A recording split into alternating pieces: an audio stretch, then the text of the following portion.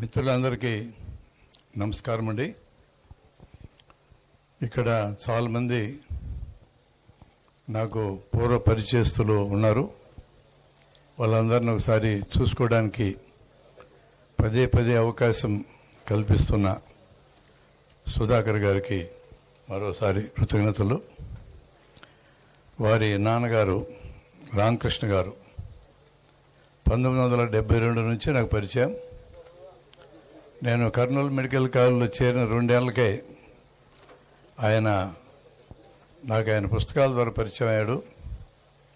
మూఢ విశ్వాస వనకుఠారం అనే పుస్తకం అప్పుడు వేశాడు ఆయన. మొట్టమొదటిసారి 50 పుస్తకాలు తెప్పించి మా మిత్రులకు ఇచ్చా. ఆ కాలంలో మెడికల్ కాలేజీల్లో అభ్యుదయ ఉద్యమాల్లో ఉండేవాళ్ళు తక్కువ. వీడేవుడు కర్నూలు నుంచి ఇన్ని పుస్తకాలు తెప్పిస్తున్నాడని అదే పనిగా ఎంక్వైరీ చేసి నాకు స్నేహితుడిగా మారాడు. నాకంటే పెద్దవాడు, కానీ ఆయన వయస్సు చూడ్డు. ఇప్పుడే చిన్న అనౌన్స్మెంట్, మిత్రుడికి ఫిట్స్ వచ్చినాయి, ఆందోళన పడాల్సిందేం లేదు. ఆయన్ని చూడడానికి మా డాక్టర్ గారు జయకుమార్ గారు వెళ్ళారు. నార్మల్ ఉన్నారు, ఆందోళన పడాల్సిన అవసరం లేదు. ఫిట్స్కి మధ్యలో తెలివి రాకుండా ఉంటే ప్రమాదం, తెలివి వస్తే అప్పటికి ప్రమాదం ఉండదు. ఇది ఫిట్స్ గురించిన ఫండమెంటల్ విషయం. ఈరోజు నేను ఎంపిక చేసుకున్న సబ్జెక్ట్ కొంచెం ఆఫ్ బీట్గా మీకు అనిపించవచ్చు. ₹1 ఖర్చు లేకుండా, డాక్టర్లు అవసరం లేకుండా, మందులు కూడా అవసరం లేకుండా, ఆసుపత్రులకి వెళ్లకుండా మనం 100కి 90 రోగాలు బాగు చేసుకోవచ్చును. ఇది కన్సెప్ట్. ఈ కన్సెప్ట్ మీ ముందు నేను ప్రతిపాదించడానికి ఒక కారణం ముందు చెప్తా. నేను అది నా ఇంట్రడక్షన్లో భాగం కింద మీకు చెప్తా.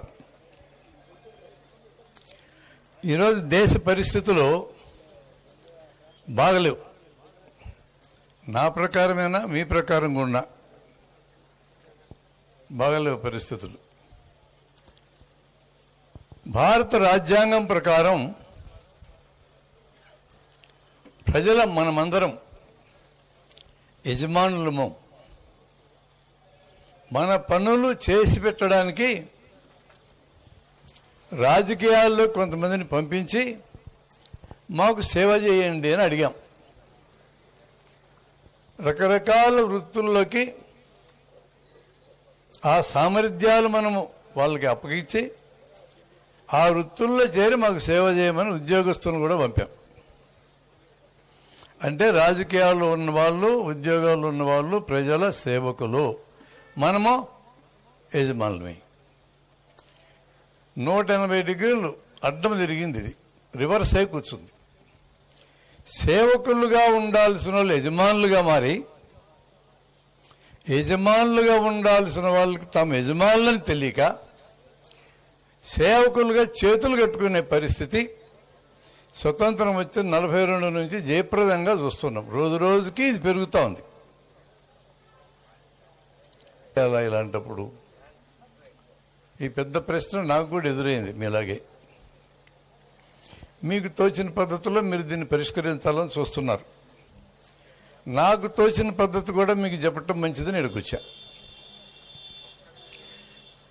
జనానికి చాలామందికి ఇప్పుడు మీరు బజార్ వెళ్ళండి, మంగళగిరి వెళ్ళండి, కనపడ్డం వల్ల పట్టుకొని 100 మందిని ఇంటర్వ్యూ చేయండి, రాజ్యాంగం అంటే తెలుసా అని అడగండి.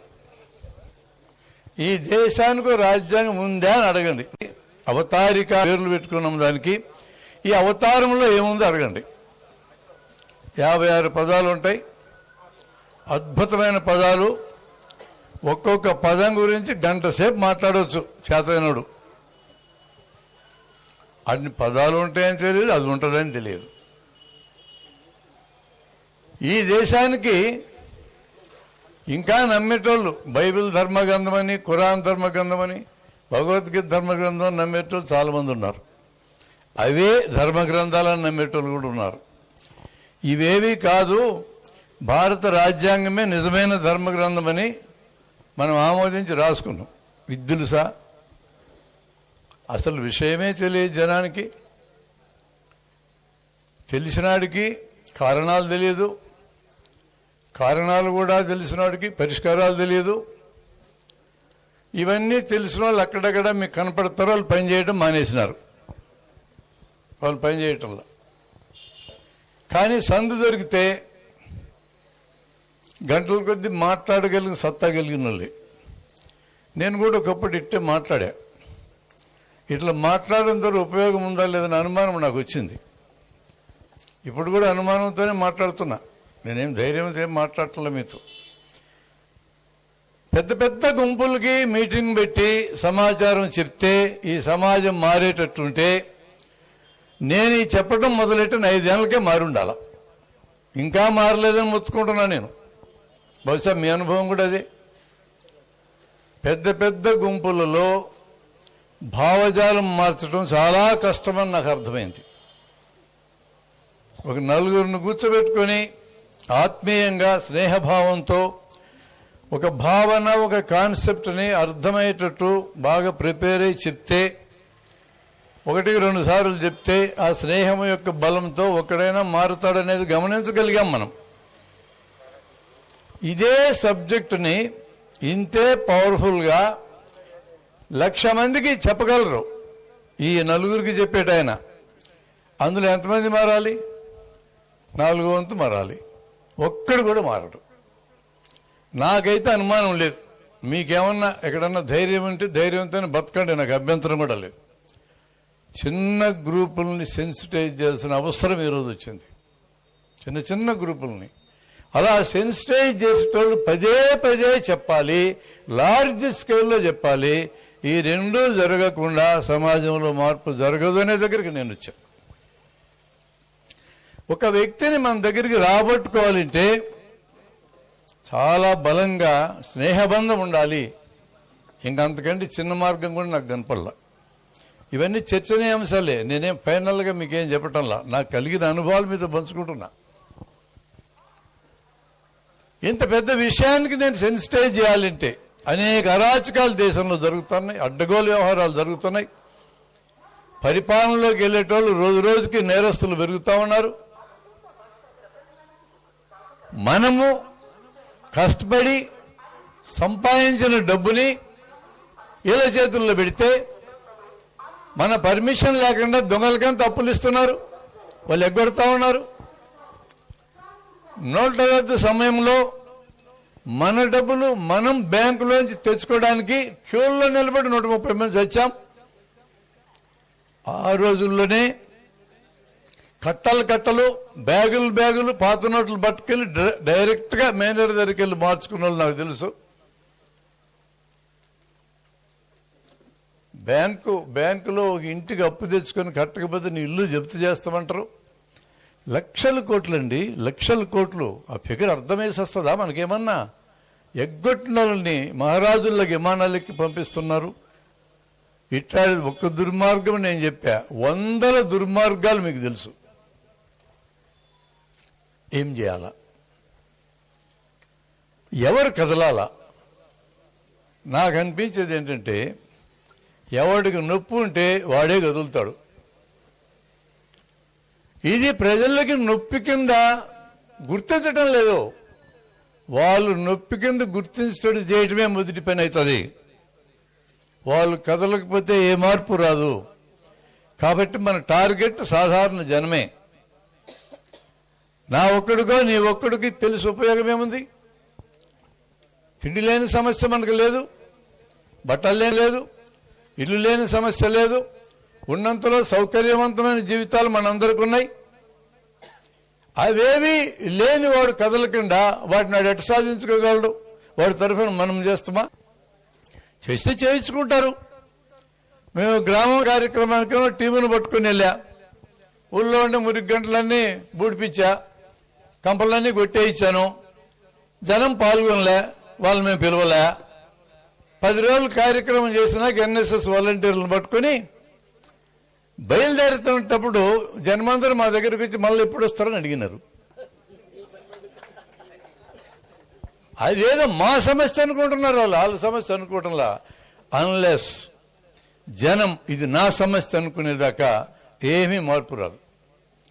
అది చెయ్యాలంటే జనం దగ్గరికి వెళ్ళాలి. జనం దగ్గరికి వెళ్ళాలంటే ఏం చెప్తే జనం మనల్ని రాణిస్తారో ఇది నా ప్రశ్న. జనానికి ఏది అవసరమో, ఏది సీరియస్గా భావిస్తున్నారో, ఏది చెప్తే వాళ్ళు వినడానికి సిద్ధంగా ఉన్నారో, కదలడానికి సిద్ధంగా ఉన్నారో అవే మనం చెప్పాలనేది నా అభిప్రాయం. అందులో ఒక్క సబ్జెక్టుని నేను ఈరోజు ఎంపిక చేసుకున్నాను. జనానికి ప్రథమ చికిత్స సమస్యలు ఉన్నాయి. ఆ సమస్య ఉన్నోడికి చెప్తే తింటాడు. పక్కనే నా మిత్రుడు ఫిట్స్తో పడిపోయినాడు. ఆ పక్కనుండే బంధువుకి నువ్వు చెప్పి ఉపన్యాసం ఎక్కుతుందా? మా వాడి సంగతి ఏందని అడుగుతాడంతే. అతనికి అదే ఎక్కుతుంది. అడిగే బంధువులు ఉన్నారని ఎవరు లేరు సార్, ఇప్పుడే మాకు పరిచయం అని చెప్పారు మన కార్యకర్తలు. మరి బాధ్యత ఇక్కడికి వచ్చాడు. అతను ఎంతో ఆశతో ఏదో నేర్చుకొని పోదామని. అతను ఫిట్స్తో పడిపోతే బాధ్యత మనకు ఉంది. సరే నేను చూసా, ప్రమాదం లేదు. నా మిత్రుడు జయకుమార్ ఉన్నాడు ఈ హాల్లో, తెలుసు నాకు. నువ్వు చూసుకో బాబు, ఆయన నేనేదో చెప్తే తిందామని వచ్చినాడు ప్రేమతో. నువ్వు చూసుకో, ప్రమాదం లేకుండా చూద్దాం, ఇది మన బాధ్యతే. డాక్టర్లుగా డిగ్రీలు తీసుకున్న తర్వాత సామాజిక బాధ్యత తప్పించుకొని పోలేం కదా అంటే ఆయన కూడా పోయి చూశాడు, ప్రమాదం లేదని తెలుసుకొని వచ్చాడు. ఆ సమస్య ఉన్నవానికి అదే సమస్యగా ఉంటుంది తప్ప ఇంకేది సమస్యగా ఉండదు. కాబట్టి సమస్యల్లో ఉన్నవాడిని సెన్సిటైజ్ చేయడం. ఏం చెప్తే సెన్సిటైజ్ అవుతాడు? మొట్టమొదటి పాయింట్, అసలు ఆ వ్యక్తులకి అర్థమయ్యే భాషలో మనం చెప్తున్నామా లేదా? నాకు పెద్ద క్వశ్చన్ ఇది. నేను చాలా కాలం వామపక్ష భావజాలంతో ఆ పార్టీల్లో పనిచేశాను. వాళ్ళ మీద నాకేం కోపం ఉందని అనుకోకండి మీరు. కోపం వచ్చి నేనేం చేస్తా? అక్కడ భాష నాకు తెలుసు, ఆ భాష మీకు కూడా తెలుసు. మామూలు జనానికి ఒక ముక్క అర్థం కాదు. ఎట్టర్థం కాదో మీకు అర్థం కావాలంటే రంగనాయకమ్మ గారు రాసిన కుట్ర అనే కథ చదవండి, మీకు అర్థమవుతుంది. మంచి కథ రాసింది ఆమె. అట్లాంటి అద్భుతమైన వాక్యాలు వాళ్ళ లిటరేచర్లో రాస్తే పోలీసు వాళ్ళ లిటరేచర్ పట్టుకెళ్ళి జడ్జి దగ్గర పెడితే ఇది చదివినాక శిక్ష విధిస్తాలని ఆయన ఇంటికి వెళ్ళి చదివినాడు. ఆయనకే అర్థం కాలే. కోపడొద్దండి. మీకు నిజంగా నా మీద కోపం వస్తే ముందు ప్రజలకు అర్థమయ్యే భాషను నేర్చుకుందాం రండి అందరం కలిసి. ప్రజలకు అర్థం కాకపోతే భాష మనం ఏం చెప్పలేము. వాళ్ళకి ఒక నిమిషం టైం ఇస్తే అర్థం కాని భాషలోకి వెళ్ళిపోయే మిత్రులు నాకు తెలుసు. ఇప్పటికీ తెలుసు నాకు. 86 నుంచి పనిగట్టుకొని ఈ భాష చెప్పకుండా విషయం చెప్పాలా అని ప్రాక్టీస్ చేయాల్సి వచ్చింది. రేపుంది ఒక మీటింగ్ మాకు, మరలా ఈ ప్రాక్టీస్ చేయడానికి కొంతమందిని కూర్చోబెడుతున్నా. ఆ భాష నేర్చుకోవాలి. ఏ విషయం జనం దగ్గరికి వెళ్తే వాళ్ళకి ఇంట్రెస్ట్ కలుగుతుంది. ముందు వాళ్ళ దగ్గరికి అప్రోచ్ మనకుంటే, ఇతను మనవాడు అని వాళ్ళు అనుకుంటే ఇప్పుడు మనం ఏమైనా చెప్పగలం, నచ్చ చెప్పగలం, మన అంటే తీసుకెళ్ళగలం. దీంతో ఈ కన్సెప్ట్ని నేను మీకు పరిచయం చేస్తాను. సమగ్రమైన విషయం నేను ఈ సమయంలో చెప్పలేను. మీకు ఎవరికైనా తెలుసుకోవాలని ఉంటే నేను కూడా ఇట్లాంటి విషయాలు మాట్లాడుతూ జనానికంటే భాషతో సహా విషయం నేర్పించడానికైతే మా టీం సిద్ధంగా ఉంది. అలాంటి వాళ్ళు ఎవరన్నా ధైర్యం చేసి పేర్లు ఇస్తే మా దగ్గరే నేర్పిస్తా. నేను కర్నూలులో ఉంటా. మీకు భోజనం మేమే పెడతాం, మీకు అకామిడేషన్ మేమే ఇస్తాం, మీకు ఛార్జీలకు డబ్బులు లేకపోతే ఛార్జీలు కూడా నేనే ఇస్తా. తప్పకుండా ఇప్పుడు కొట్టద్దు. నా దగ్గరికి ఎవరు వచ్చినాక నేనే కొడతా. అంత అపనమ్మకమా మా మీద అని మీరు అనొచ్చు. నమ్మకం పెట్టుకునే బతకాలం మేము కూడా. కానీ అపనమ్మకంతో స్టార్ట్ అయ్యే పరిస్థితులు వచ్చినాయి. ఇప్పుడు ఇంత కష్టం ఎవడు పడతాలి అబ్బాయి, ఏదో ధర్నానైతే 6 గంటలు అయిపోద్ది అట్ట అడిగి చెప్పినా కానీ అడిగి వాళ్ళు తయారైనారు. పికెటింగ్లు ధర్నాలతో కాదండి, తలకాయతో పని చేయించాలి జనంతో. వాళ్ళ తలలను మరమ్మతు చేయాలి. తప్పనిసరిగా ఆ పనికి పోవాలి.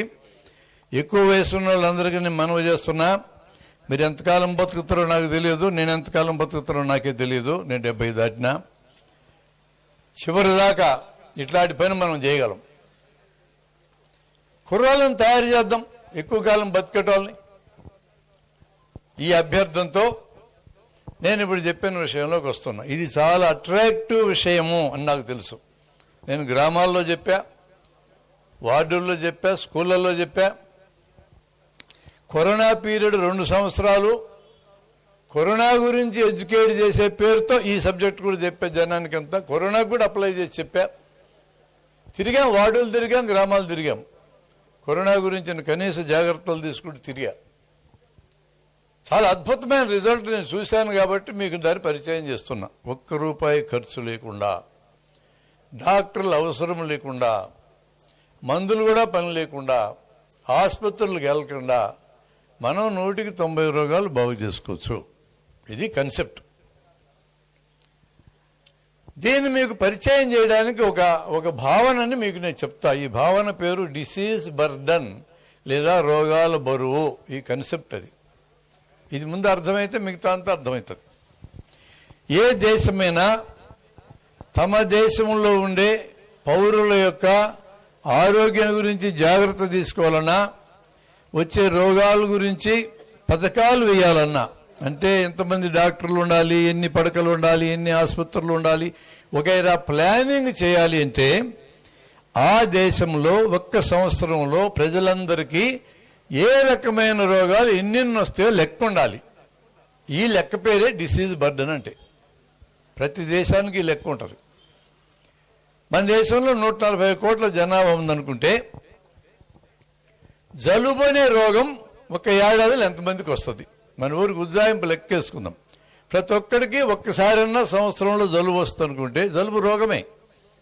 140 కోట్ల రోగాలను రాసుకోవాలి. పొడి దగ్గు ఒక్కసారి వచ్చిందనుకుంటే ఇంకో 140 కోట్లు.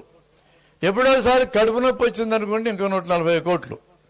ఒక 40 కోట్ల మంది గుండె జబ్బులు వస్తే 40 కోట్లు. ఓ 10 కోట్ల మంది క్యాన్సర్ రోగాలు వస్తే 10 కోట్లు. అరుదుగా వచ్చే ఒక రోగం 1,00,000 మందికి వస్తే ఏడాదిలో 1,00,000. ఇట్లా రాసుకుంటూ పోవాలి. ఇది మీరు రాసుకోక్కర్లే, గవర్నమెంట్లు రాసుకుంటే. ఇవి టోటల్ చేశామనుకోండి, ఆ టోటల్ పేరు disease burden of that country for that year. ఆ సంవత్సరానికి ఆ దేశానికి ఉన్న రోగాలు ఇన్ని అని లెక్క. ఈ రోగాలలో 190 రోగాలకి ఇందాక నేను చెప్పిన స్టేట్మెంట్ వర్తిస్తుంది. నిజమా అని ఆశ్చర్యం వేస్తుంది మీకు. పక్కా నిజం, నేను చూపిస్తాను మీకు ఇప్పుడు. 190 రోగాలకి వైద్యం అక్కర్లేదు. జలుబు అనే రోగానికి మందులు ఆడితే వారం రోజుల్లోనూ, ఏ మందు వాడుకుని ఊరుకుంటే 7 రోజులు తగ్గిపోద్ది. కొంచెం మంచినీళ్ళు లేండి బాబు.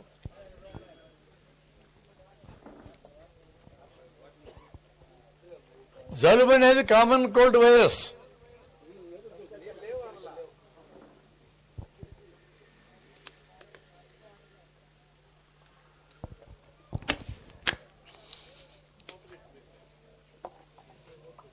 అరవై 65 రకాల వైరస్లు ఉన్నాయి.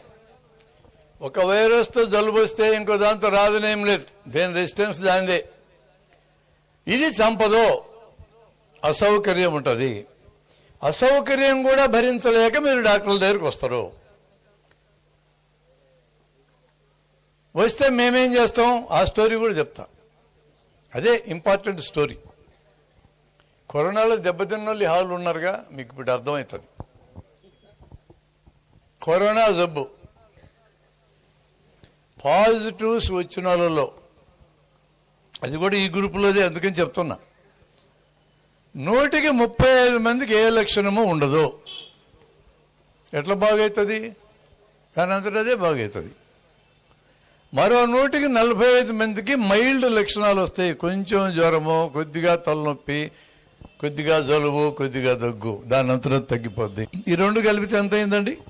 35 + 45. 100కి 80 మందికి కరోనా రోగం పాజిటివ్ వచ్చిన వాళ్ళకి ఏ వైద్యం అక్కర్లేదు. మేము ఇదే చెప్పినాం గ్రామాలకు వెళ్ళి జనానికి. ఇంకో 15 మందికి కొంచెం లక్షణాలు పెరుగుతాయి. కొద్దిగా జ్వరం పెరుగుతుంది, దగ్గు పెరుగుతుంది, ఆయాసం పెరుగుతుంది. వీళ్ళని కాషన్ చెప్పినాం, జాగ్రత్తగా ఉండు. జ్వరం 102 కంటే మించితే, దగ్గు విపరీతంగా వస్తే, ఆయాసం తట్టుకోలేనంత వస్తే, నీ దగ్గర డబ్బులు ఎక్కువై పల్స్ ఆక్సిమీటర్ కొనుక్కుంటే దాంట్లో 93 కంటే తగ్గితే ఇప్పుడు మాత్రమే డాక్టర్ దగ్గరికి పో, అప్పటిదాకా వెళ్ళొద్దని చెప్పాం. 80కి 15 కలిస్తే ఎంత అయింది? 95. వీళ్ళు 1% పోతారు హాస్పిటల్కి. 94 మందికి నీ ఇంట్లోనే బాగవుతుంది. ఏ డాక్టర్ అక్కర్లా, ఏ మందు అక్కర్లా, ఏ ఆసుపత్రులు అక్కర్లా. ఈ విషయాలు ఈ ప్రభుత్వాలు ఎందుకు చెప్పలేదు? మందులు అమ్ముకునే దొంగలతో ప్రభుత్వాలు షరీక్ అయితే ఇట్టే ఉంటుంది. మీరు మమ్మల్ని దొంగలు అనుకుంటారు, మేం పెద్ద దొంగలం కాదు దొరా. అసలు దొంగలు వేరే ఉన్నారు. ఆ దొంగలకి మేము ఏజెంట్లు, డాక్టర్లు ఏజెంట్ల కింద మారినాం. మందుల కంపెనీలు దొంగలు, ఆపరేషన్ సామగ్రి దొంగలు, పరీక్షా సాధనాలు దొంగలు, ఇన్సూరెన్స్ దొంగలు. ఈ దొంగల పరిశ్రమను కాపాడడానికి మమ్మల్ని ఏజెంట్ల కింద పెట్టుకున్నారు, బ్రోకర్ల కింద పెట్టుకున్నారు. అది డాక్టర్లు అంటే. ఈ సిచ్యువేషన్లో మీరు కానీ గవర్నమెంట్ డాక్టర్ దగ్గరికి వస్తే ఇప్పుడు నేను చెప్పినట్టే చెప్తాడు. అట్లే చెప్పారు. నీకు లక్షణాలు ఉన్నాయా? ఏం లేవు సార్, పాజిటివ్, ఇంటికి పో. జాగ్రత్తగా ఉండు, 6 అడుగుల దూరం, ముఖానికి ఏదన్నా కట్టుకో, మాస్కే కట్టక్కర్లేదు, చేతులు కడుక్కో. ఏం ఖర్చు అవుతుందండి? 6 అడుగుల దూరానికి ఏం రోగం? ముఖానికి ఏదో ఒకటి కట్టుకోవడానికే మాస్క్ కొంటే కొనాలా? ఖర్చీపు కట్టుకో, నాప్కిన్ కట్టుకో, చున్నీ కట్టుకో, చీర కొంగు కట్టుకో, టవల్ కట్టుకో, ఏమవుతుంది? ఖరీదు లేదు. ఈ జాగ్రత్తలతో నువ్వు ఇంటికి పో. గాలిలో కలిసే వైరస్ చాలా ప్రమాదం అంటూ ప్రచారం చేస్తున్నారు. 239 మంది శాస్త్రజ్ఞులు 2020లో జూలై నెలలో ప్రపంచ ఆరోగ్య సంస్థకు లెటర్ ఇచ్చి గాలిలో కలుస్తుంది అన్నారు. వైరస్ ఎప్పుడు గాలిలో కలుస్తుంది. తెల్లా మీకు ఈ సంగతి? గాలిలో కలవకపోతే నీకు రెసిస్టెన్స్ ఎట్ వస్తుంది? అచ్చం భారతంలో కథలా చెప్పారు. ద్రోణాచార్యుని లేపేయాలి కురుక్షేత్రంలో, ఎంతకీ సావటం లేదా ముసలోడు. ఈ పాండవులందరూ కృష్ణుడి దగ్గరికి వెళ్ళి, ఏం బావా ఇంత చేస్తున్నాను, యుద్ధంలో దించితే మమ్మల్ని, మేము 5గురిమి, పైగా 7 అక్షోహిందులు మా సైన్యం, వాడి 11, మేమే మంచోళ్ళని చెప్తే కానీ ఆడి పక్కన జనం ఎక్కువ చేరుతుంది, ఈ ముసలోళ్ళే చావకపోతే యుద్ధం ఎట్ట పూర్తవుతుంది అని చెప్తే సలహా ఇచ్చినాడు ఆయన. ఆ ద్రోణుడు అనేటతనికి తన కొడుకంటే మహాప్రేమ. అశ్వత్థాముడు చచ్చాడని చెప్పండిరా, అస్త్రాలు కింద పడేస్తాడు, లేపేయండి అని చెప్పాడు. ఎవడు చెప్తే నమ్ముతాడు అని అనుకున్నారు. ధర్మరాజు చెప్తే నమ్ముతాడు రా అని. ఈ ధర్మరాజు ద్రోణుడు రథం దగ్గరికి వెళ్ళి, అశ్వత్థామ కరోనా వైరస్ గాలిలో గెలుస్తుంది, అశ్వత్థ అనేది దీనికి ఈక్వల్, కుంజరహ ఎవడికి వినపడకుండా చెప్పాడు. ఏనుగది వచ్చింది క్లోజ్డ్ స్పేసుల్లో అని చెప్పారు. క్లోజ్డ్ స్పేసుల్లో గాలిలో గెలిచిన వైరస్ ప్రమాదకరమో, ఇట్లా గాలిలో గెలిచిన దాంతో ఏ డేంజరు లేదు, లేకపోగా ఇట్లా గాలిలో గెలిచిందే మనకు రెసిస్టెన్స్ తెస్తుంది. ఇది దాని అనుకున్న సైన్స్. ఇది చెప్పరు. ఆ దెబ్బతో వరల్డ్ మీడియా మొత్తం గాల్లో కలుస్తుంది చెప్పి మీ ముఖాలకి 50 రూపాయలు 40 రూపాయలు మాస్కులు కట్టుకున్నట్టు పెంచి 1500 రూపాయల మాస్కులు చూసినా, నేను 14,000 రూపాయల మాస్కులు చూసినా. 10 lakh crores బిజినెస్ చేసుకున్నారు ఈ కొడుకులంతా కలిసి. 10 లక్షల కోట్ల బిజినెస్. సస్తా ఉంటే కరోనాతో అది కూడా బిజినెసే. ఇప్పుడు నేను ఈ పాఠం చెప్పకపోతే ఎట్లా అంటున్నాను? నేను ఇంత ప్రమాదం ఉన్న దగ్గర నేను చెప్పాలనా లేదా? నా ప్రజల డబ్బుల్ని మిగిలించాలనా లేదా? నా రైతులు చేసే అప్పుల్లో సగం అప్పులు ఆరోగ్యానికి తగలబెడతా ఉన్నారు. ఆ డబ్బుల్ని మిగిలించాలనా లేదా? చిన్న కాన్సెప్ట్తో లక్షల కోట్లు మిగిలించగలం మనం, ఇది జనంలోకి పంపించగలిగితే. అందుకే ఈ కాన్సెప్ట్ని మేము ప్రచారం చేస్తున్నాం. మీకు అనిపించవచ్చు ఇదే విప్లవ కార్యక్రమా, ఇదే గొప్ప కార్యక్రమం అని. చాలా గొప్ప కార్యక్రమం, సైలెంట్ కార్యక్రమం. ఈరోజు నోరెత్తితే నీ అంటే ఎన్ఐఏ వస్తుంది, తెల్లారాక లోపలేస్తుంది. అనుమానమా మీకేమన్నా? నిన్నగాక మన నా మిత్రుడు కూడా గ్రూపులో జన విజ్ఞాన వేదిక సన్ రైజ్ అని పెడితే, సన్ రైజ్ అనే మాట ఉన్నందుకు వాడిని ఇంటర్వ్యూ చేయడానికి వచ్చింది ఎన్ఐఏ. ఇట్లాంటి పేర్లు మీరు పెట్టకూడదు. మీరు నోరు మూసుకుని నూరుకుంటే మీ జోలు రాము, లేకపోతే లోపలేస్తాం. వేయలేదా మేము వరవరరావుని, వేయలేదా ముసలాయిని స్వామిని అని చెప్తున్నారు వచ్చి. ఇంత భీకరమైన ప్రజాస్వామ్య హననం జరిగే చోట్ల సైలెంట్గా చేయగలిగే, అద్భుతంగా చేయగలిగే పనిని మనం అందరం స్వీకరించాలా. ఇప్పుడు నేను ఆరోగ్యం గురించి మాట్లాడితే నా వైపు కన్నెత్తి చూసేటోళ్ళు లేడు. చూస్తే నా జనం నా వైపు చూస్తారు, నాకు ఏమేమి జరుగుతుందని. నా శత్రువు నన్ను ఏం చేయలేడు ఆరోగ్యం గురించి మాట్లాడినంతసేపు. వాడిని కెలికితే నన్ను ఎక్కడా గెలకనేక్కడ లోపల కూర్చోబెడతాడు. 6 నెలలు బెయిల్ మాటే లేదు, బెయిల్ అనే చర్చ లేదు. అంత గొప్పగా మానవ హక్కుల అమలు జరుగుతున్న దశకు వచ్చినాం మనం. స్ట్రాటజీ మార్చాలా, టాక్టిక్స్ మార్చాలా. అందులో భాగం కిందే ఈ సబ్జెక్ట్ మీకు ఇంట్రడ్యూస్ చేస్తున్నా. జ్వరాలు, మనకు వచ్చే జ్వరాల్లో 180 జ్వరాలు వైరస్ జ్వరాలు, కరోనా కూడా అంతే. జ్వరాలు ఈ షార్ట్ వైరల్ ఫీవర్స్ అనే వాటికి ఏటికి కూడా వైద్యం అక్కర్లేదు, మందులు పనిచేయవు. మీకు జ్వరం ఎక్కువ ఉండి ఒళ్ళు నొప్పులు ఎక్కువ ఉండి ఇబ్బందిగా ఉంటే పారాసిటమాల్ మాత్ర కంటే మించి వాడవద్దు. అది కూడా ఎక్కువ ఉంటేనే, లేకపోతే అనవసరం. ఆరోగ్య రంగంలో బాగా అభివృద్ధి అయినటువంటి బ్రిటన్లో నేషనల్ హెల్త్ సర్వీస్ అని ఉంది. ఆ నేషనల్ హెల్త్ సర్వీస్లో ఉండే డాక్టర్, ఒక్కో డాక్టర్ 150 ఫ్యామిలీలకు బాధ్యుడు. ఈ 150 ఫ్యామిలీస్లో కుటుంబాలు ఎవరికైనా జ్వరం వస్తే వాళ్ళు ఏం మాట్లాడతారో మీకు చెప్తున్నానండి. నీకు జ్వరం లక్షణాలు ఏందని అడుగుతారు. కొంచెం జ్వరం అండి, కొద్దిగా ఒళ్ళు నొప్పులు, ఇది షార్ట్ వైరల్ ఫీవర్ అయి ఉండొచ్చు, 5 రోజుల దాకా నువ్వు ఆసుపత్రికి పోవద్దు, మందులు వాడద్దు అని చెప్తారు వాళ్ళు. అంత అభివృద్ధి అయిన దేశంలోనే జ్వరం వస్తే అప్రోచ్ అలా ఉంటే మనకేం రోగం వచ్చి జ్వరం రాగానే పరిగెత్తామండి డాక్టర్ల దగ్గరికి. పరిగెత్తి ఊరుకుంటాడా మా డాక్టరు? ఇది డెంగీ ఏమో అండా, ఇది కరోనా ఏమో పెరుగుతుందేమో ఆసుపత్రులు చేరండా. ఒక రోజుకి 10,000 ఐసీయూ గట్మని అడగడా? ఆశ్చర్యపోవద్దండి ఇన్ఫర్మేషన్ చెప్తే. నేను నెల్లూరులో 3 ఏళ్ల క్రితం డెంగీ సీజన్లో ప్రతి హాస్పిటల్ 5 కోట్లు సంపాదించింది. 5 కోట్లు ప్రతి హాస్పిటల్ 5 కోట్ల రూపాయలు సంపాదించింది డెంగీ అని చెప్పి భయపెట్టి. డెంగీ కూడా 195 ఏం చేయదు. డెంగీ కూడా ఏ వైరస్ ఏం చేయదు. వైరస్ అని మన శరీరం ఎదుర్కొని బాగు చేసుకుంటుంది, మందులు పనిచేయవు దాని మీద. ఇన్ని మందులు చెప్పినారు కరోనా మీద పనిచేస్తూనే, స్పెసిఫిక్గా కరోనా వైరస్ని చంపే మందు ఏం లేదు. అజిత్రోమైసిన్ పనిచేయదు, అమాక్సిక్లావ్లినిక్ యాసిడ్ పనిచేయదు, డాక్సిసైక్లిన్ పనిచేయదు, ఏది పనిచేయవు. మరి ఎందుకు అంటే కొంత మీకోసం, కొంత మా కోసం.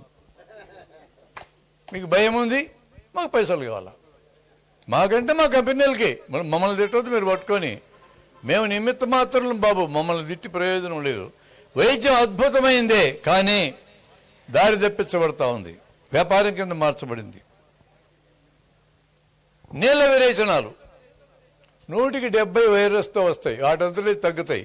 శరీరంలో నీళ్లు తగ్గకుండా నీళ్లు తాగండి. ఉప్పు చక్కెర కలుపుకొని మీ ఇంట్లో చేసుకోవచ్చు కదా, డాక్టర్ ఎందుకు దీనికి? కొంతమంది మీ నడివయసు వాళ్ళు వస్తారు మా దగ్గరికి. ఇక్కడ చురుక్ అంటుందండి. ఈ చురుకు గాల్లే మాకు పెట్టుబడి, మా డాక్టర్లు అందరికీ. చురుక్ అని గుండె జబ్బు ఎప్పుడు రాదు, గుర్తుపెట్టుకోండి. గుండె జబ్బు ఎలా వస్తుందో మనం నేర్పించవచ్చు. ప్రతి పౌరుడికి చదువు ఉన్నా లేకపోయినా నేర్పచ్చు. ఇదిగో ఈ లక్షణాలు ఉంటేనే గుండె జబ్బు. అది బరువెత్తినట్టన్నా వస్తుంది, మంటలాగానే వస్తుంది, బిగదీసినట్టన్నా వస్తుంది. 3 రకాలుగానే వస్తుంది గుండె జబ్బు. చురుక్ రాదు అట్లా. నీకు గుండె జబ్బు లేదని నేను తేల్చాలంటే నీకు ఈసీజీ తీయక తప్పదు. ఈసీజీ తీయకుండా చెప్పలేను. ఈసీజీకి నాకే ఖర్చు 5 రూపాయలు, నీ దగ్గర వసూలు చేసేది 100, మినిమం 100. కార్డియాలజిస్ట్ అయితే 300, డిగ్రీ పెద్దది కాబట్టి. ఈ రహస్యాలని మీకు చెప్తున్నా అనుకోవద్దు, అందరికీ తెలిసిన రహస్యాలు, నేను కొత్తగా ఏం చెప్తున్నా. ఇది ఇలాంటి ఆయన వస్తే నా దగ్గరికి ఏం చెప్తా నేను? ఎంత సార్ మీ వయసు అంటే 50 అంటాడు ఆయన. పరీక్షలనే చేయించుకున్నావా సారు? నాకెందుకు సార్, బాగున్న గుండ్రాయలాగా మొన్న మీటింగ్ కూడా వెళ్ళొచ్చుడా చర్వాకాశవాడు కట్టడు ఆయన. అట్టను కూడా సార్ తప్పు, 50 ఏళ్ళు దాటినా ఖచ్చితంగా పరీక్షలన్నీ చేయించుకోవాలంటా నేను చాలా మంచిగానే చెప్తా. అవి చూద్దాంలే సార్ అని ఆయన వస్తాను నా దగ్గరికి. ఆ పరీక్షల లిస్టులో ఈసీజీ కూడా ఉంటుంది. గుండె కూడా చూపించుకోండి ఒకసారి. ఇంత పొడుగు వస్తుంది అది, ఏనుగు తోకలాగా. అది ఇటు చూస్తూ ఉంటా. నీకు ఇప్పుడే మొదలవుతుంది భయం, ఏందబ్బా ఇంతసేపు చూస్తున్నాడు వీడని. కొంచెం అనుమానంగా ఉంది సార్ అంట. ఏమనుమానం సార్ అంటాడు. కార్డియాలజిస్ట్ గుంటూరు పోంట. కార్డియాలజిస్ట్ అంటే వాడు ఎంబీబీఎస్ అయినాక ఎండి ఒక 3 ఏళ్ళు చదివి ఇంక 2 ఏళ్ళు గుండె జబ్బులు ప్రత్యేకంగా చదివి గ్రంథాలు నవిలి మేసినోడు అనమాట వాడు కార్డియాలజిస్ట్. ఆయన దగ్గరికి పోతే ఆయన మళ్ళా ఈసీజీ తీయిస్తాడు. నిన్ననే కదా సార్ తీయించుకున్నా అంటాడు ఈయన. ఎవరికి ఎగ్జాంపుల్ కోసం మిమ్మల్ని ఎన్నుకున్నాలి సార్ ఎదురుగున్నారని. మీ గుండె జబ్బులు రావాలని నేను కోరుకోవడం మహానుభావ, ఎవరికీ రాకూడదు నన్ను అడిగితే. నిన్న తీయించుకున్నాను కదా సార్ ఈసీజీ అంటే ఆయన ఎంత కన్విన్సింగ్ ఆర్గ్యుమెంట్ చెప్తాడు ఏనండి. నిన్నటి ఈసీజీలో నీ గుండె యొక్క నిన్నటి పరిస్థితి తెలుస్తుంది, ఈరోజు పరిస్థితి తెలియాలంటే ఈరోజు తీయాలి కదా. ఏం కాదంటారండి మీరు, మళ్ళా తీసుకుంటారు. అది కాకుండా ఇంకో టెస్టు, ట్రెడ్మిల్ టెస్టు, ఇవన్నీ టెస్టులకి 3,000 ఖర్చు అవుతుంది. మళ్ళీ ఈసీజీ చూసి ఈ టెస్టులతో ఏమీ తేలడం లేదండి, కొర్నరీ యాంజియోగ్రామ్ తీసుకోమంటాడు, 15,000. గుండె లోపలికి గొట్టం పంపించి మందు ఎక్కిచ్చి ఎక్స్రే తీస్తారనమాట. చాలా గర్వంగా దాన్ని పట్టుకొని తిరుగుతూ ఉంటారు జనం. నేను యాంజియోగ్రామ్ తీయించుకున్నా అంటూ అదేదో యుద్ధంలో ఏమన్నా బుడిసొచ్చినట్టు 15,000 క్షవరం.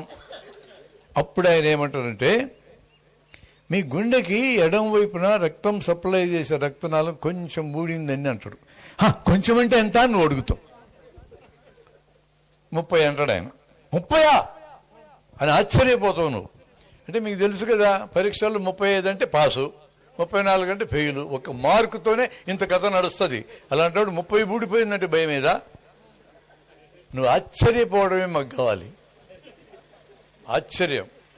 మరి ఏం చేయాలి సార్ అంటావు. ఎడల్పు చేయించుకో, చెయ్యి అయితే 2 లక్షలు తెచ్చుకో. ఎక్కడ అప్పు చేసి తెచ్చుకోవాలని నువ్వు బయలుదేరినావు.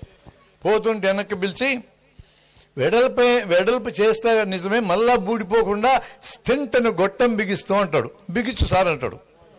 ఫారిన్ గొట్టం కావాలన్నా ఇండియా గొట్టం కావాలన్నా అంటాడు. ఏం గొట్టం కావాలి మీకు? నాకు తెలుసు మీరు అదే అంటారని. మీరే మా పెట్టుబడిని అయినా, మా పెట్టుబడి మీరే. ఫారిన్ గొట్టం 1,30,000, ఇండియా గొట్టం 30,000. ఒక గొట్టం అవసరమవుతుందో, 2 అవసరమవుతుందో, 3 అవసరమవుతుందో, ఎన్ని అయితే అన్ని పెట్టు సార్ అంటాం. 4 గొట్టాలు అనుకో, అది ఒక 5 లక్షలు, ఇది ఒక 2 లక్షలు, 7 లక్షలు. దీనికి 1 ఎకరా అమ్ముతో, 2 ఎకరాలు అమ్ముతో, కొంప అమ్ముతో, అప్పు చేస్తో. నిన్న మొన్నటిదాకా బాగుండే కదా, ఇప్పుడేం తిట్టయిపోయినాడు. అది మా మహాత్యం. ఇట్లే జరుగుతుంది అంటే ఇట్లే జరుగుతుంది. అందరూ ఇట్లాంటి దొంగలని నేను చెప్పటం అటు అర్థం చేసుకోకండి. డాక్టర్లందరూ దొంగలైతే ఇక్కడ ఈ హాల్కి ఇంతమంది రాలేరు, మొత్తం లేచిపోయి ఉంటారు. ఇప్పుడు మంచోళ్ళు కూడా ఉంటారు. మంచోడు ఎవడు కనుక్కోవడం చాలా కష్టం. దానికి పెద్ద ఎక్సర్సైజ్ చేసి 5 ఏళ్ళు పెట్టింది కర్నూలులో మంచోళ్ళు ఎవరు కనుక్కోవడానికి. నేను ఏ ఊరికి ఆ ఊరు మీరు లెక్కలేసుకోవాలి మంచోళ్ళని పట్టుకోవడానికి. ఏమైంది? ఇప్పటిదాకా బాగున్నాయని ఇప్పుడు నిజంగా నలతపడ్డాడు. ఇప్పుడు హార్ట్ అటాక్ వచ్చినా రావచ్చు. హార్ట్ అటాక్ వస్తే నీకు 45 రూపాయలు ఇంజక్షన్ వేయాలి ఇమీడియట్గా అంటాడు. అసలు నీ దాకా వాడు వచ్చాడంటేనే ఇప్పుడే సావడని అర్థం. చచ్చేటోడు ఇంటి దగ్గర లేచిపోతాడు. ఇక్కడ దాకా ఎక్కడ వస్తున్నాడు? 40,000 చేసినా 4,000 చేసినా పెద్ద తేడా లేదు. ఇండియా కొట్టడానికి ఫారిన్ కొట్టడానికి తేడా లేదు, మాకు తెలుసు, మేము చెప్పాం కదా. ఇట్లా ఎంత సమాచారం మీకు తెలియాలా? కడుపు నొప్పి అని వస్తే ఈ డాక్టర్లకి అపెండిసైడ్స్ ఒకటే నేర్పించుంటారేమో, ఇది అపెండిక్స్ ఏమో అంటాడు ఆయన. ఆయన సొమ్మేంబాయ్ స్కానింగ్ పంపిస్తే స్కానింగ్ చేసాడు 1,000 రూపాయలు తీసుకొని అపెండిక్స్ అనే చెప్తాడు. ఎందుకని? వీడు అపెండిక్స్ అనుకుని అనుమానం చెప్పినాడు కాబట్టి. అది చెప్పకపోతే ఆడి బిజినెస్ నడవదు, వీడి బిజినెస్ నడవదు. నేను అది చూపించి నీకు ఆపరేషన్ చేస్తా, ఒక 20,000. వాడు అపెండిసైడ్స్ అని రాయడు, చాలా జాగ్రత్తగా రాస్తాడు. అపెండిక్స్ వాల్ అంటే గోడ మందమైంది, అపెండిక్స్ ల్యూమిన్ పెరిగింది, అపెండిక్స్ చుట్టూ పేగులు ఇట్టిట్టు అతుక్కొని ఉన్నాయి. అపెండిసైడ్స్ అని మాట్లాడు వాడు తప్పించుకోవడానికి. నేను అది చెప్పి ఆపరేషన్ చేసి పడేస్తా. చేసినాక దీని మళ్ళీ పరీక్షకి పంపిస్తా పెథాలజీకి. వాడు అపెండిసైటిస్ రోగం ఉన్నా లేకపోయినా అపెండిసైటిస్ అనే రాస్తాడు.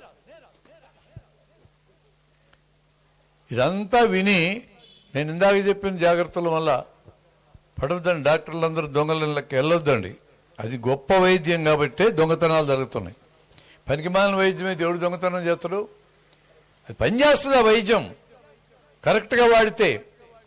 ప్రైవేటు వైద్యం ఉన్నంత కాలమో ఇట్లనే ఉంటుంది, మీకు డౌటే అక్కర్లేదు.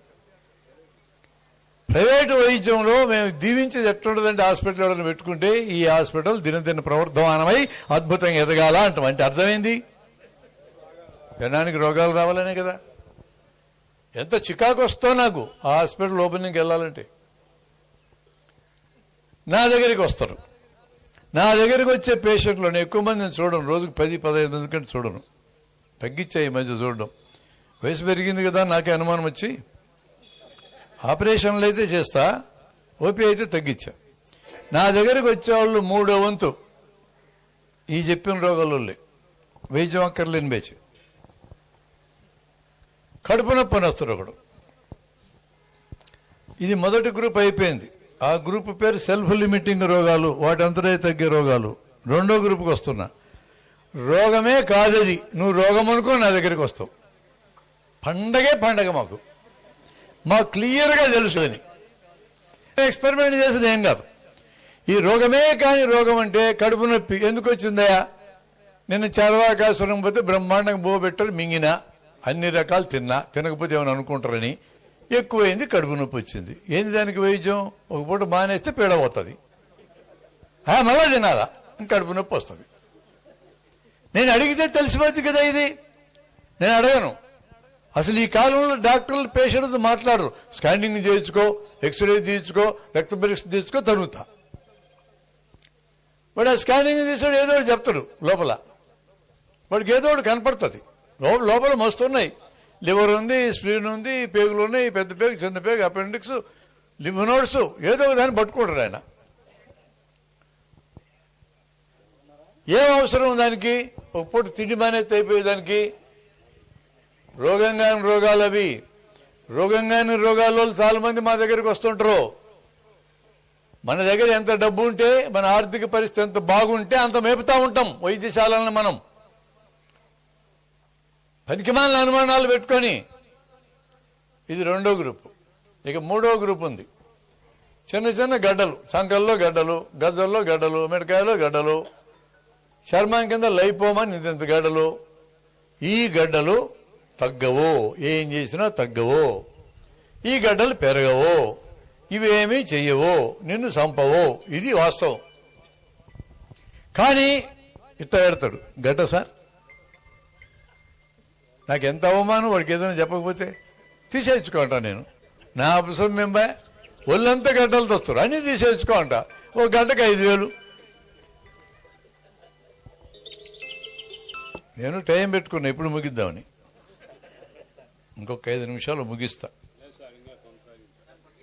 సరే, మీరు ముగించు అనేదాకా మాట్లాడటం నాకు మర్యాద కాదు.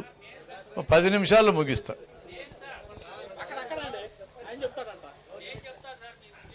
నువ్వు చెప్పినా నాకు రూల్ ఉంది. ఈ పోతే బాగుండు అనుకునేది చెప్పకూడదు. ఓకే, 5-10 మినిట్స్లో చెప్తానే. చివరికి అనౌన్స్మెంట్ చేస్తే అది గుర్తుపెట్టుకోండి. ఎక్కడున్నావు ఇప్పుడు? గడ్డలు, గడ్డకి 5,000. ఒళ్ళంతా ఘాట్లే. ఆ దేవేంద్రుడికి అహల్య కేసులు అయినట్టు ఒళ్ళంతా ఘాట్లే. అవసరం అవి ఉంటాయి. కనపడకుండా ఉండాలంటే పొడుగు సొక్కా వేసుకో, నడ్డి రైట్. ఇలాంటి గడ్డలకి ఆపరేషన్ అక్కర్లా. ఆ గడ్డ పెరుగుతూ ఉంటే ఎప్పుడు వైద్యానికి వెళ్ళాలో కూడా చెప్తున్నా. పెరుగుతూ ఉంటే గబగబా ఫ్రీగా ఉంటుంది. ఫ్రీగా లేకుండా అతుక్కొని ఉంటే, నొప్పి చేస్తే, ఈ 3 కండిషన్స్లోనే ఆపరేషన్ చేయించాల, మిగతాప్పుడు అక్కర్లేదు. ఇట్లా మన శరీరంలో వచ్చే జబ్బులన్నిటినీ వర్గీకరించవచ్చు. 90 ఏది పడుతుంది, 10 ఏది పడుతుంది. ఇదో పెద్ద ఎక్సర్సైజ్, డాక్టర్లు చేయగలరు ఈ పని. ఇక 4వ గ్రూప్ ఉంది, అత్యంత ముఖ్యమైన గ్రూపు. దీని పేరు సైకోసోమాటిక్ గ్రూప్ అంటారు దీన్ని. అంటే మానసికమైన ఒత్తిడి ఉంటే శరీరం మీద దాని ప్రభావం పడుతుంది. అది సైకోసోమాటిక్ అంటే. ఇప్పుడు మానసిక ఒత్తిడి లేనోడు ఎవడు? లేరు ఇప్పుడు. ఇక రాజకీయాల్లో ఉన్నోడు బాగుంటుంది అనుకుంటూ వాడికి మానసిక ఒత్తిడి. గెలుస్తాం వాడుతాం. నిన్నటిదాకా తనకు సత్యనే మోడీ అమిత్ షా గెలిచాడు, అమ్మ ప్రశాంతం. రాజకీయాల్లో ఉన్నోడికి ఒత్తిడి ఉంది, వైద్యుడికి ఒత్తిడి, మామూలు జనానికి ఒత్తిడి, రైతులకు ఒత్తిడి. ఒత్తిడి లేనిది ఎవరు? ఈ ఒత్తిడిని మనం ట్రాన్స్ఫర్ చేసి పిల్లలకు పంపించడం. ఇప్పుడు ఇదివరకేదో 20-22 ఏళ్ళ వయసు ఉండే అమ్మాయిలు అబ్బాయిలు మా దగ్గరికి వచ్చేటోళ్ళు, ప్రేమ విఫలమైందనో పెళ్లి విఫలమైందనో. లేదు ఇప్పుడు అట్లా. 5-6 ఏళ్ళ పిల్లలు వస్తారు, అమ్మో కడుపు నొప్పి అంటాడు, అమ్మో గుండె నొప్పి అంటాడు, అమ్మో తలనొప్పి అంటాడు. ఆడి ముఖం చూస్తేనే మాకు అర్థమవుతుంది ఏ రోగం లేదని, అర్థమవుతుంది మాకు. కాబట్టి వాడికి ఏ రోగం లేదని మాకు అర్థమైన తర్వాత మేము ఫ్రీగా ఉంటాం. ఇక వాళ్ళు ఎంత బెదిరించి పరీక్షలు చేయించగలమనేది చూస్తాం మా డాక్టర్లు, వేరేం చూడం. ఎందుకు పరీక్షలు ఏం లేని దానికని మీరు అడగచ్చు. ఏమీ లేదని తెలియాలంటే అన్ని పరీక్షలు చేయాలి, అది రూల్. అది ఒక ఇంట్లో ఫ్యాన్ లేదని చెప్పాలంటే అన్ని రూములు ఎతకాల.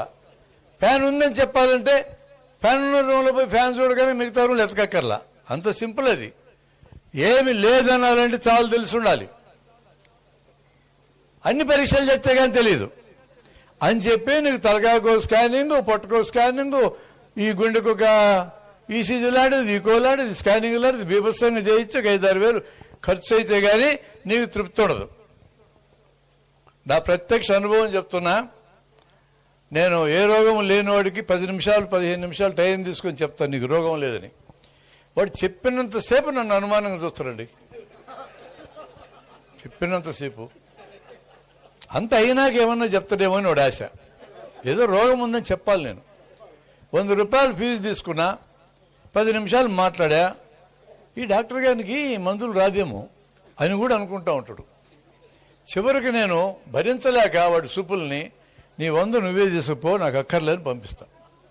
వాడికి 100 రిటర్న్ ఇస్తే నాకేం నష్టం? న్యాయంగా మీరేం చేయాలి? ఏం జబ్బులు లేదు నీకు, పరీక్షలు అక్కర్లేదు, మందులు అక్కర్లేదు అని చెప్పిన డాక్టర్కి ఫీజు ఇవ్వాలా, నీకు డబ్బులు మిగిల్చినందుకు. ఎప్పుడు వస్తుంది అలవాటు మనకి? ఎక్కువ ఖరీదైన పరీక్షలు చేయించడానికి ఎక్కువ ఫీజు ఇస్తారు మీరు. కల్చర్ మార్చాలి మనం. ఖరీదైన పరీక్షలు చేస్తే ఆ పరీక్షలు చేసేటోడు బాగుపడ్డాడు, వాడు కొంతమంది డాక్టర్కి పంపిస్తాడు, వీడు బాగుపడతాడు. ఎవరికి మేలండి దాంతో? టోటల్ బాడీ స్కాన్ చేయిస్తారని వస్తారు మా దగ్గరికి. ఎందుకు టోటల్ బాడీ స్కాన్? నీకు తలకాయలు నొప్పి ఉంటే కడుపుకి ఎందుకు స్కాను, చెస్ట్కి ఎందుకు స్కాను ఆలోచించరు. ఓ గవర్నమెంట్ డాక్టర్ అయితే పద్ధతి కలిగినోడు చెప్పడు, నీకు చాలు అవసరం లేదు నీకు పరీక్ష, ఇంటికి వెళ్ళాడు. కరోనాలో ఆ విధంగా గవర్నమెంట్ హాస్పిటల్ ట్రీట్ చేశాయి. ప్రైవేట్ డాక్టర్ చెప్పడట్లా. ఒక 5,000 6,000 పరీక్షలు చేయించి ఒక 1,000 రూపాయలు మందులు రాయిస్తే నేను ఏమి నీతో మాట్లాడకపోయినా హ్యాపీగా వెళ్ళిపోతాను, సంతోషంగా వెళ్ళిపోతావు. We have to change this culture. తప్పుడు కల్చర్ వచ్చింది, మార్చాలి మనం, తప్పదు, వేరే మార్గం లేదు మనకి. నేను మీ ముందు 4 రకాల జబ్బులు ప్రతిపాదించా. వాటంతట అవే తగ్గే జబ్బులు ఒక లిస్టు. జబ్బులే కావు, నువ్వు జబ్బులు అనుకుని మా దగ్గరికి వస్తావు, 2వ లిస్టు. అవి జబ్బులే, వాటికి వైద్యం అక్కర్లేదు, అవి పెరగవు తరగవు, ఉంటాయి నువ్వు బతికినంతకాలం నీతో పాటు గడ్డలు లాంటివి. 3వ రకం సైకోసోమాటిక్ జబ్బులు. మానసికమైన ఒత్తిడి ఉంటే శరీరంలో దాని ప్రభావం పడేవి. ఆ ఒక్క సబ్జెక్టే 2-3 గంటలు చెప్పినా మీకు చాలినంత మంచి సబ్జెక్ట్ అది. టెన్షన్ తగ్గించుకోవడం ఎలా అనేది నేర్పిస్తున్నాం మేము. ఈ 4 రకాల జబ్బులు టోటల్ జబ్బుల్లో 90 వంతులు. ఇంక మా స్పెషలిస్టులు అందరూ ఆ 10 వంతుల జబ్బులకే రకరకాల పేర్లు పెట్టుకున్న వాళ్ళందరమే. అద్భుతమైన వైద్యం చేయగలరు.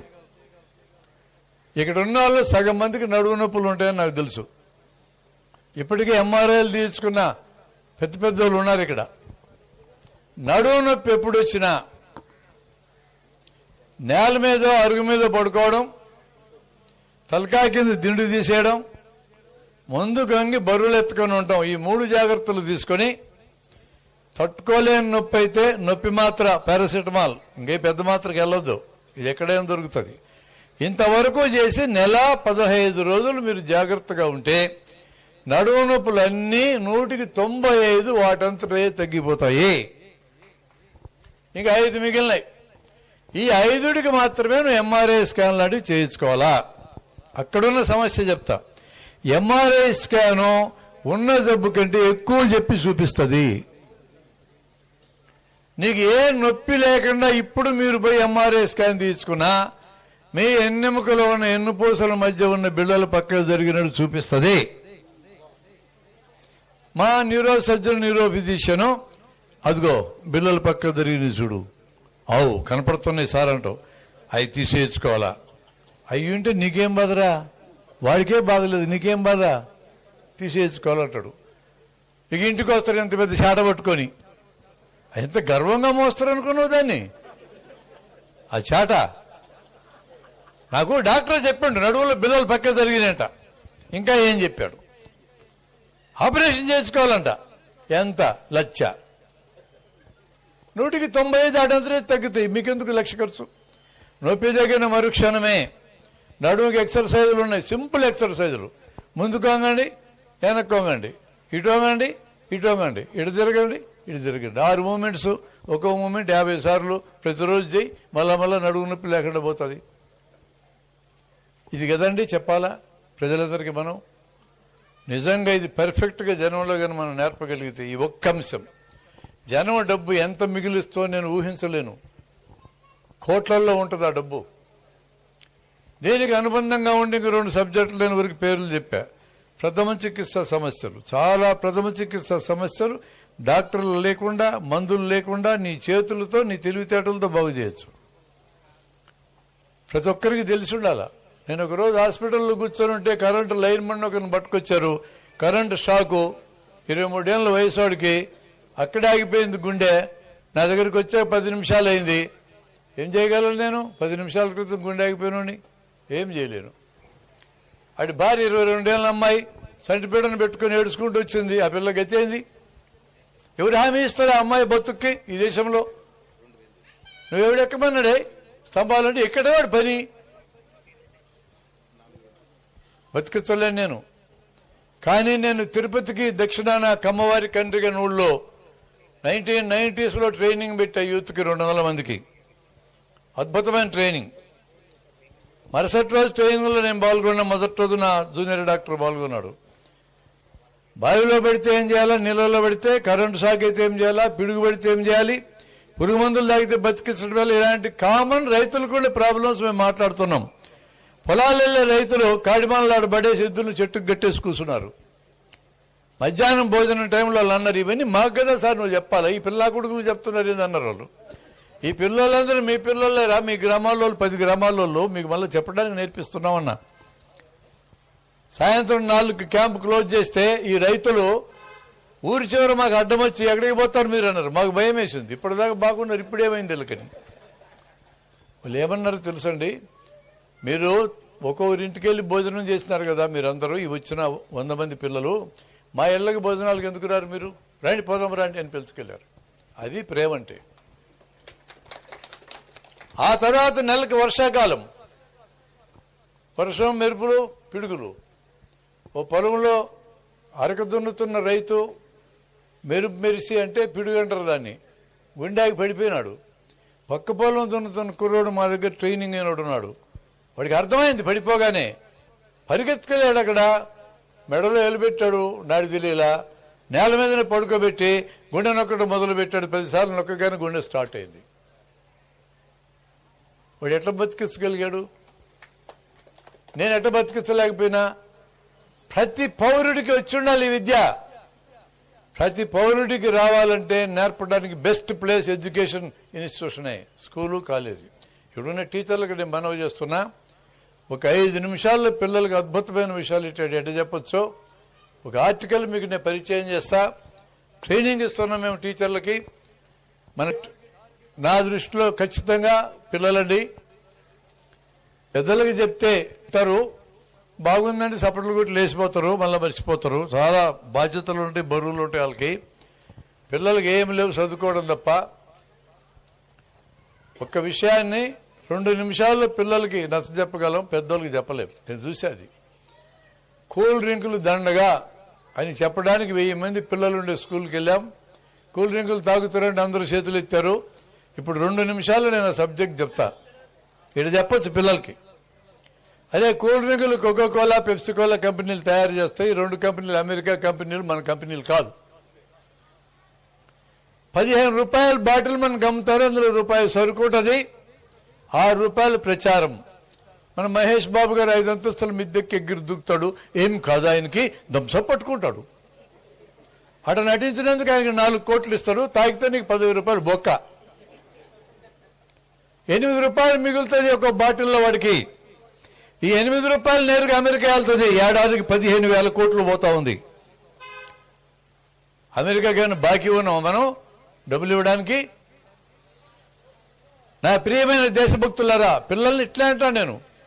అదేమన్నా పేటెంట్ సబ్జెక్ట్ కాదు, అది ఏదో కొద్దిమందికి. నా ప్రియమైన దేశభక్తులారా, మీకు దేశం మీద ప్రేమ ఉంటే అమెరికా కాదురా మీరు పంపాల్సింది డబ్బులు. మన రైతులు తయారు చేసే కొబ్బరి నీళ్ళు, చెరుకు రసము, మజ్జిగ, పాలు, నన్నారి ఈ తాగమని చెప్పండి, రైతులు బాగుపడతారు. అవి తాగితే ఆవిడ బాగుపడతాడు. వాడు ఆ డబ్బుల్ని ఆయుధాల్లో పెట్టుబడి పెడతాడు. ఆయుధాలు చంపడానికి వెనుక వస్తాయి, బతికిస్తాను వెనక్కి రావు. ఈరోజు ఆయుధాలు ఖర్చు కావడానికి వచ్చిందే ఉక్రెయిన్ వార్. వాడికి ఖర్చు కావాలి, వీడికి ఖర్చు కావాలా? మానవ సంపదని నాశనం చేయడానికి యుద్ధాలు వస్తున్నాయి. అటువంటి యుద్ధాల్లో నువ్వు తాగిన కూల్ డ్రింక్ డబ్బులు ఖర్చు పెడుతున్నారు. ఇప్పుడు చెప్పండి, మీరు ఎవరు తాగుతారు అంటే ఒక్కడు చేయొత్తాడు. మనమేమో ఆ డిపార్ట్మెంటల్ స్టోర్కి వెళ్ళి బండి బట్టనంత కూల్ డ్రింకులు తెచ్చి ఇంట్లో ఫ్రిడ్జ్ల నిండా పెడతాం. వచ్చినాడు కల్లా బాటిల్ కూల్ డ్రింకు. వాడు తాగినప్పుడల్లా ఇంట్లో పిల్లోడు ఉంటాడు, వాడు కూడా తాగుతాడు.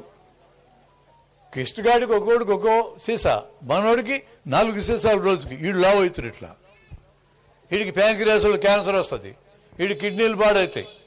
ఎంత అనర్థాలండి! ఏమైనా పనికొచ్చేదా కూల్ డ్రింకు? దరిద్రం సరుకు అది. ఈ విషయాన్ని పిల్లలకు అద్భుతంగా మనం చెప్పగలిగాం, మార్చగలిగినాం. 1986 నుంచి ఇట్టాడి నేను మాట్లాడుతున్నా. ఇప్పటికీ పెద్దవాళ్ళు మీ వయసు వచ్చిన వాళ్ళు నాకు కనపడుతుంటారు. అప్పుడు చెప్పిన సార్ నువ్వు హార్లిక్స్ తాగొద్దని నేను మానేసిన, అప్పుడు చెప్పిన టానిక్ తాగొద్దని నేను మానేసిన అని వాళ్ళు నాకు కనపడుతుంటారు. అరే నేను ఒక్కరిని చెప్తే ఎంత మార్పు వస్తే మీరందరూ పూనుకుంటే ఎంత మార్పు వస్తుంది? ఇది విప్లవ కార్యక్రమం. నన్ను అడిగితే జనం యొక్క మనసులు మార్చి వాళ్ళని సన్నద్ధం చేసి వాళ్ళు డబ్బులు మిగుల్చుకునేటట్టు చేసి వాళ్ళ ఆరోగ్యం కాపాడి దొంగలకంతా డబ్బులు సరఫరా కాకుండా ఆపడం నిజంగా దేశభక్తియుత కార్యక్రమం. ఈజీగా చెప్పచ్చు, మనం నేర్చుకోవాలంతే. అందుకే నా చివరి ప్రతిపాదన ఏంటంటే మిత్రులారా, నేను మీకు ఇంట్రడక్షన్ ఇచ్చిన ఒక సబ్జెక్ట్ని, దీన్ని లోతుగా నేర్చుకొని మేము జనం దగ్గర పట్టుకెళ్తామని కోరుకున్న వాళ్ళకి మేము మా ఆఫర్ ఓపెను. ఫైనల్గా ఇది దేశాన్ని బతికిస్తుంది. నేను మొట్టమొదటి స్టార్టింగ్లో చెప్పిన యజమానులు సేవకులు తలకిందులైనారని దాన్ని మళ్ళా రైట్ పాత్రలో పెట్టే 10 మంది ఈ సమాచారాన్ని జాగ్రత్తగా వాడుకుంటే, ఇలాంటి సమాచారాలు చాలా మన దగ్గర ఉన్నాయి, షేర్ చేసుకుందాం మనం ఒకరికొకరమే. మీ దగ్గర ఉండేది నేను నేర్చుకుంటా, నా దగ్గర ఉండేది మీరు నేర్చుకోండి. మరింత ఇన్నోవేటివ్గా వీటిని, మరింత సృజనాత్మకంగా వీటిని జనంలోకి పట్టుకెళ్ళేది ఎట్లా చూద్దాం. అలా పట్టుకెళ్ళినప్పుడు మన కొత్త తరం తయారవుతుంది. ఆ తరమే ఈ దేశాన్ని కాపాడుతుంది. కేవలం మన మీదనే ఆశ పెట్టుకోవడం చాలదు. మీ మీద నాకు నమ్మకం లేదని కాదు, చాలదు. ఖచ్చితంగా నెక్స్ట్ తరం రావాలి, లీడర్షిప్లోకి రావాలి. తరం తర్వాత తరం మనకి ఈ బ్యాచ్లు రావాలి. ఏం శంకర పీఠాల్లో ముసలి పీఠాధిపతి, మధ్య వయసు పీఠాధిపతి, పిల్ల పీఠాధిపతి ముగ్గురు ఎందుకు పెట్టుకున్నారు? వాళ్ళు పరంపర కొనసాగడానికి. మరి మనం ఆలోచించాం, మన నెక్స్ట్ ఎవరు రావాలి, అది నెక్స్ట్ ఎవరు రావాలని. లేకుండానే సమాజాన్ని మార్చగలమా? దయచేసి మీరు ఆలోచించమని మనవి చేసుకుంటూ ఈ అవకాశం ఇచ్చిన మీ అందరికీ మొదట నా కృతజ్ఞతలు. నన్ను పదే అడిగి పిలిపించిన సుధాకర్కి మరోసారి, మంచి మిత్రుడే. మళ్ళీ ఈసారి వస్తే మళ్ళీ ఇట్లాంటిది ఏదన్నా చెప్తా. ఈ లోపల 100 మందన నా దగ్గర నేర్చుకుంటారు ఈ ఏడాదిలో అనేది నా ప్రతిపాదన. మీకు ఇంట్రెస్ట్ ఉండేటోళ్ళు మీ వాట్సాప్ నంబరు, మీ పేరు రాసి నేను ఇళ్ళ లోపల నాకు ఇస్తే నేను డైరెక్ట్గా మీతో కాంటాక్ట్లో ఉంటా. ఒక్కోసారి బ్యాచ్కి 10 మంది కంటే నేను తీసుకోను. నేను మా దగ్గరే ఒక 50 మందిని ఏడాదిలో తయారు చేయాలని మేము ఆలోచిస్తున్నాం. మీరు నేర్చుకుంటే ప్రతి జిల్లాలో ఇలాంటి వాళ్ళు మీరు తయారు చేయడం సాధ్యమవుతుంది. ఒక విషయంలో నేర్చుకున్నాడు అనేక విషయాలు నేర్చుకోగలరు. ఏ విషయాలైనా ప్రజలకు పనికొచ్చే మనం నేర్పగలము. ప్రజలు ఏదైతే కాంట్రవర్సీ అనుకుంటారో అక్కడికి ఇప్పుడు వెళ్ళొద్దు. వాటి సంగతి మళ్ళీ తెలుసుకుందాం, టైం ఉంది మనకి. ఎవడో కాంట్రవర్సీగా ఫీల్ కావడానికి వీలు లేనివి ప్రతి ఒక్కడికి అవసరమైన సబ్జెక్టులే మనం ఇప్పుడు నేర్పిద్దామనేది నా హంబుల్ ప్రతిపాదన. Thank you very much for giving this nice time.